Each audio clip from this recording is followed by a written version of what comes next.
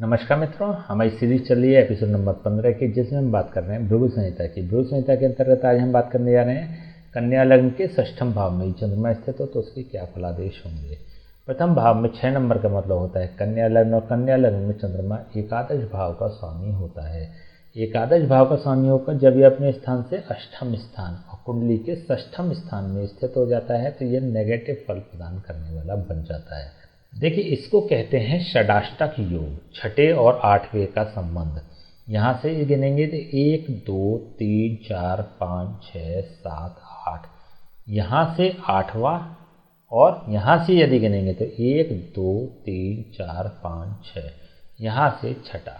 तो it means कि छठे और आठवें का जो संबंध होता है वो नेगेटिव संबंध होता है। जब आप दो ग्रहों के बारे में पढ़ेंगे तब भी हम ये आपको बताएंगे कि कोई भी ग्रह, मान लीजिए सूर्य और चंद्रमा की बात करें, अगर यहाँ पे सूर्य होता है तो यहाँ पर चंद्रमा होता है, तो दोनों का जो परस्पर संबंध है वो षडाष्टक संबंध बन रहा होता है। तो षडाष्टक योग यदि संबंध बन जाता है तो ये एक दूसरे का विरोध करने वाले ग्रह बन जाते हैं। तो यहाँ पर भी क्योंकि चंद्रमा अपने भाव से छठे भाव पर स्थित हो रहा है या अपने स्थान से आठवें स्थान पर जब स्थित हो रहा है, तो ऐसी स्थिति में षडाष्टक जैसे योग का निर्माण करने वाला यह बन जाता है। लेकिन हाँ, विशेष रूप से इसको षडाष्टक योग नहीं कहेंगे, क्योंकि षडाष्टक योग बनता है वो दो ग्रहों के बीच में बनता है। लेकिन यहाँ पर हम राशिपति से जो ग्रह बैठा हुआ है वो किस स्थान में बैठा हुआ है इसकी हम चर्चा कर रहे हैं। तो यहाँ 11th हाउस से यह अष्टम भाव में बैठा हुआ है और लग्न भाव से ये छठे स्थान पर बैठा हुआ है, रोग भाव में बैठा हुआ है। छठा भाव होता है रोग, ऋण और शत्रु का भाव, और यहाँ पर इसकी नेगेटिव राशि भी है, शनि की राशि है। शनि चंद्रमा को प्रबल शत्रु मानता है। तो जब अपने प्रबल शत्रु मानने वाले ग्रह के घर में चंद्रमा बैठता है तो नेगेटिव हो जाता है। यहाँ पर भी ये अशुभ भाव का स्वामी होकर अशुभ भाव में बैठ रहा है और वह भी शनि की राशि में, तो यह नेगेटिव फल प्रदान करने वाला बन रहा है। और लग्न भाव के सापेक्ष देखें तब भी यह रोग भाव में बैठ रहा है, तो व्यक्ति को रोगी तो यह बना ही देगा, व्यक्ति को रोग तो प्राप्त हो ही जाएंगे, और व्यक्ति के बड़े भाई को भी यह रोगी बना देगा। व्यक्ति का बड़ा भाई सांस से संबंधित या फेफड़ों से संबंधित बीमारी से ग्रस्त हो जाता है, बड़ा भाई या बड़ी बहन, दोनों ही या दोनों में से कोई एक, और स्वयं व्यक्ति भी रोगी रहता है। 12 साल की उम्र की अवस्था से पूर्व तक तो व्यक्ति को विशेष रूप से रोग घेरे ही रहते हैं। टाइफाइड से संबंधित व्यक्ति को बीमारी हो सकती है, व्यक्ति को फेफड़ों से संबंधित बीमारी हो सकती है, व्यक्ति को लंग से संबंधित बीमारी होती है, रक्त के प्रवाह से संबंधित, इट मीन्स कि ब्लड प्रेशर से संबंधित कोई बीमारी हो सकती है।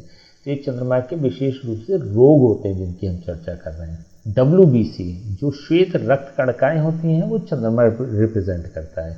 एक होती है RBC और एक होती है WBC। हम बात कर रहे हैं WBC का विशेष कारक चंद्रमा हो जाता है। तो लो WBC को रिप्रेजेंट करने वाला यह चंद्रमा बन जाता है जब वह छठे भाव में स्थित हो जाता है। तो यहाँ पे अगर हम बात करें तो चंद्रमा नेगेटिव फल प्रदान करने वाला हो रहा है। देखिए, छठा भाव होता है मामा का और चंद्रमा होता है माता का। तो मामा को भी कष्ट यहाँ पर दिखाई दे रहे हैं और माता को भी कष्ट यहाँ पर दिखाई दे रहे हैं। देखिए, छठे भाव में हम विशेष रूप से क्यों बात कर रहे हैं, वैसे तो हमने ये भी बात करी थी कि minus minus is equal two plus. Negative भाव का स्वामी जो नेगेटिव भाव में बैठता है तो वह शुभ फल प्रदान करने वाला हो जाता है। लेकिन यहाँ पर एक और भी कारण है जो नेगेटिव बन रहा है। ये पहली बात तो ये लग्न के सापेक्ष छठे भाव में जा रहा है, तो लग्न के सापेक्ष अगर देखें तब भी चंद्रमा सपोर्टिंग नहीं है। और यहाँ पर छठा भाव त्रिक भाव भी होता है और छठा भाव त्रिषडाय भाव भी होता है। तो दो नेगेटिव भावों का स्वामी हो रहा है छठा भाव, और उसमें त्रिषडाय भाव का स्वामी स्थित हो रहा है।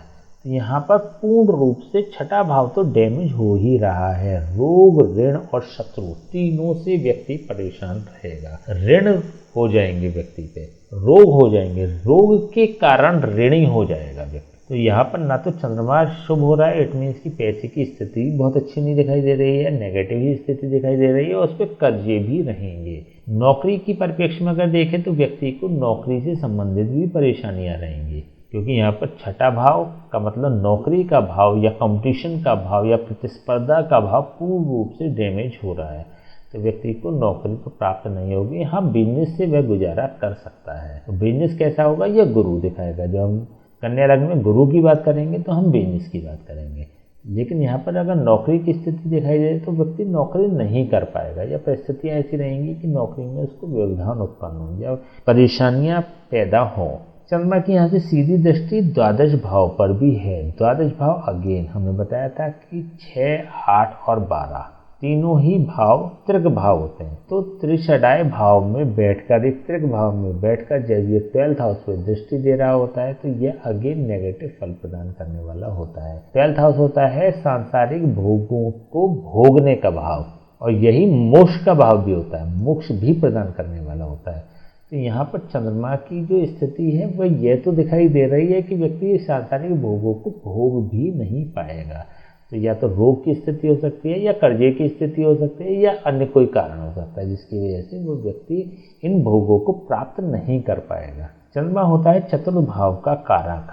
चतुर्थ भाव का कारक होकर जब ये 6ठे स्थान पर जाता है, अपने से तीसरे स्थान पर जाता है, तो ये सांसारिक भोगों की उपलब्धता भी नहीं दिखाता है। व्यक्ति को सांसारिक भोगों की उपलब्धता भी नहीं रहती है। तो ऐसे में चंद्रमा अगेन नेगेटिव फल प्रदान करने वाला हो रहा है। यहाँ पर चतुर्थ भाव होता है माता का भाव, और चंद्रमा होता है माता का ग्रह। दोनों ही स्थितियों में अगर देखें तो मतलब माता को भी शारीरिक कष्ट ये दिखाई दे रहे हैं। व्यक्ति की माता रोगी हो सकती है।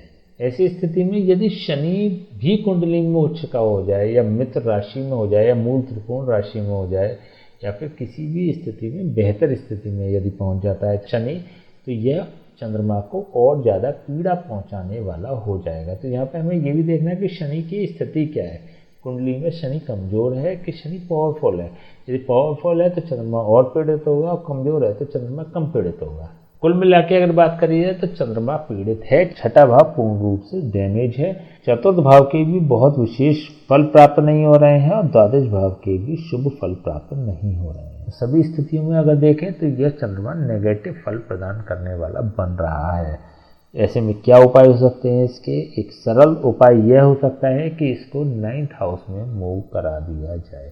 इसको 9th हाउस में मूव करा देंगे तो ये उच्च के फल प्रदान करने लग जाएगा, और 6ठे भाव से इसके जो प्रभाव है पूर्ण रूप से समाप्त होंगे, और 11th हाउस के सापेक्ष भी यह 11th हाउस में पहुंच जाएगा। लाभ का लाभ प्रदान करने वाला यह बन जाएगा। तो सबसे पहले प्रायोरिटी ये रखनी चाहिए कि इसको 9th हाउस में मूव कराएं। कैसे करें? शिवलिंग पर 43 डेज लगातार सोमवार से शुरू करके दुग्ध अर्पित करें, दुग्ध से अभिषेक करें, अथवा गंगा जल से अभिषेक करें, अथवा स्वच्छ जल से ही अभिषेक कर लें। तो कंपैरेटिवली आप जितना बेहतर करेंगे उतना आपको अच्छे रिजल्ट्स प्राप्त होंगे।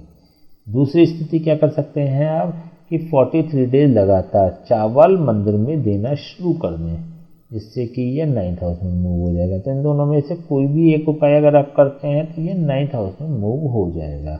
अगर मान लीजिए 9th हाउस में मूव नहीं करा सकते, यहाँ पर इसके विरोधी कोई ग्रह बैठे हुए हैं, तो फिर आपको इसको 9th हाउस में मूव न करा के लग्न में मूव कराना चाहिए। उसमें क्या होगा?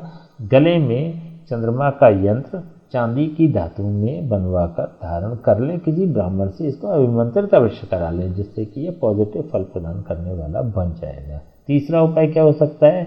महिलाएं अपने दाएं हाथ की कलाई में, पुरुष अपने बाएं हाथ की कलाई में चांदी का कड़ा धारण कर लें। चांदी का कड़ा बेजोड़ धारण करना चाहिए आपको, जिससे कि यह 11th हाउस में मूव हो जाएगा, और इसके 6ठे भाव से जो इफेक्ट्स होंगे वो समाप्त होंगे। तो चांदी के कड़े में आप जो उपाय करेंगे उसे सिंपली कर सकते हैं। इसको अभिमंत्रित कराने की आवश्यकता नहीं होती, लेकिन यदि यंत्र पहनते हैं, गले में धारण करते हैं, तो उसको अभिमंत्रित भी आपको कराना होगा। ठीक है, तो चलिए आज हमने कन्या लग्न के 6ठम भाव में चंद्रमा के स्थित होने की बात करी। नेक्स्ट वीडियो में बात करेंगे कन्या लग्न के 7th भाव में ये चंद्रमा स्थित हो तो उसके क्या फलादेश होंगे। तब तक के लिए हमें आज्ञा दीजिए। नमस्कार।